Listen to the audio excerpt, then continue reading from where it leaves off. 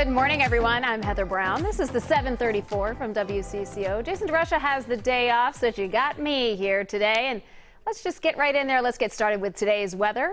Riley tells us we're going to have a high of 70 or so right here in the cities, little 60s up north. They're going to have some drizzle early on, cloud cover in the morning and early afternoon. But by late afternoon, early evening, that sun should start shining through. Let's get to this because there's some big news here in Minnesota today. The third phase of reopening. Restaurants can open indoor open dining. This is going to be at 50%. Gyms can reopen at 25% capacity. Swimming pools, bowling alleys, entertainment and event centers, they're also allowed to reopen. And most of these places have implemented safety measures to keep people safe and allow for social distancing. So this morning we wanted to know just how comfortable are you in getting back out there? Do you want to go to a restaurant? Do you want to hit the gym? Are you going to be going out today? Or are you not so sure? Maybe you want to wait a little longer. We'd love to hear from you. Let us know there. What do you think about all of this? Everyone who's watching, you can leave a comment on Facebook, and we'll be sure to read through some of those in just a couple of minutes. The Mall of America also opens today for the first time. It was closed first because of the coronavirus pandemic. Then the Mega Mall postponed plans to open on June 1st amid all the unrest in the Twin Cities. If you go to the mall today or in the next couple weeks, you will notice a bunch of signs. These are extra signs that encourage physical distancing. They have reduced seating there, touchless hand sanitizers, plexiglass dividers. They also have reduced hours so they can allow for more cleaning time to happen overnight. Horse racing is also back in the Twin Cities today. Canterbury Park in Shakopee is reopening.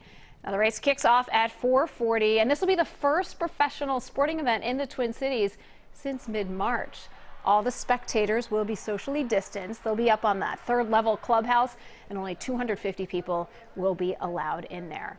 The brother of George Floyd is expected to testify before Congress today. Felonist Floyd has been invited to a House Judiciary Committee hearing on police reform.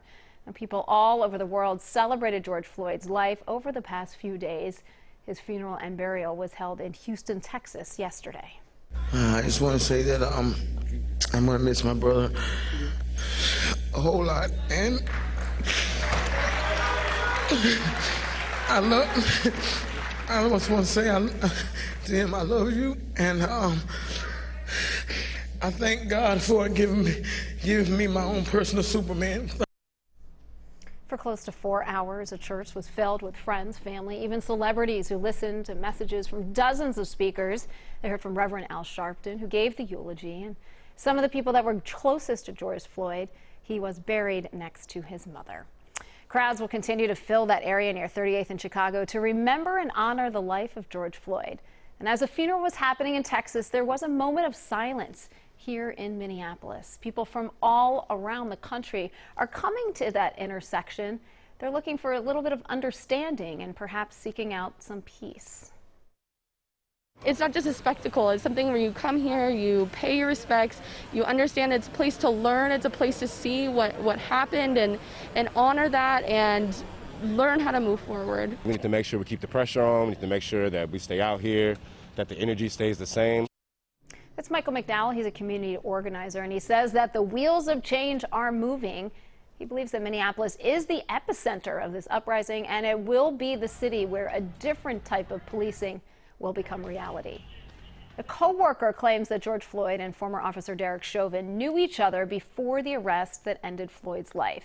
David Pinney told CBS News that Chauvin and Floyd worked security at the El Nuevo Rodeo at the same time. Pinney says that the two butted heads because Chauvin was aggressive with some of the patrons. Club owner Maya Santa Maria says that she believes Chauvin was afraid and intimidated by black people that came to the club. El Nuevo Rodeo burned down in the riots following George Floyd's death. Federal investigators are searching for the vandals who set fires after Floyd's death. The Bureau of Alcohol, Tobacco, Firearms, and Explosives shared these pictures of new persons of interest, they're calling them. Investigators think that these people might have some information about who started the fires, and they really hope that you can help identify them. Agency also shared some videos. One of them looks like someone carrying what looks like a gas can. This is in the Minnesota Transitions Charter School in Minneapolis. There's another video that shows two people actually lighting something on fire. This is right near the 3rd Police Precinct. The ATF is asking you to call them if you recognize anyone in these videos, and we have information on how to do just that at WCCO.com. We heard a familiar voice on the CBS News special Justice for All last night, and Minnesota's retired state Supreme Court Justice Alan Page. African Americans make up 8% of Minnesota's statewide population, and this is the state that Alan Page chose to make home. He's an Ohio native. He was a standout player, as many know, for the Vikings before getting his law degree and becoming a state Supreme Court justice.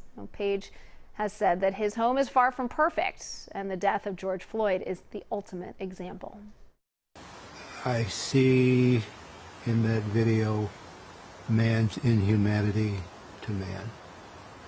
Just an utter lack of humanity. Our justice system, our treatment of all of our communities of color.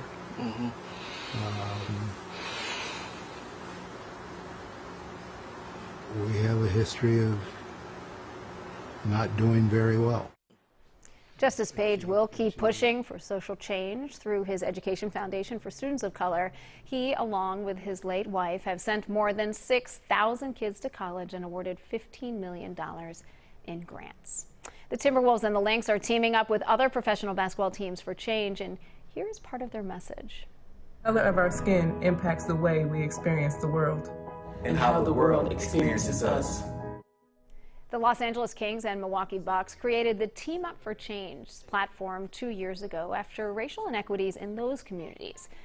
In the coming weeks, the Timberwolves and the Lynx will host a summit to address social injustice and racial inequality in our area. They're committed to participating and financially supporting local groups that prevent violence and support community assistance initiatives. A member of Britain's royal family celebrates a big birthday today. Prince Philip, the Duke of Edinburgh, is 99 years old. And ahead of his big day, the royal family did come up with a new photo of Prince Philip and Queen Elizabeth. You can see the two of them right outside there. This was video from earlier. The two will celebrate his birthday with lunch at the castle. And check out this just released video out of Australia. It's tens of thousands of sea turtles nesting on an island right near the Great Barrier Reef. It's drone video back from December, and researchers used it to get a more accurate count of the endangered turtles in that area, and they estimate there are 64,000 turtles nesting there. And the good news is it's 2 times as many as they previously thought.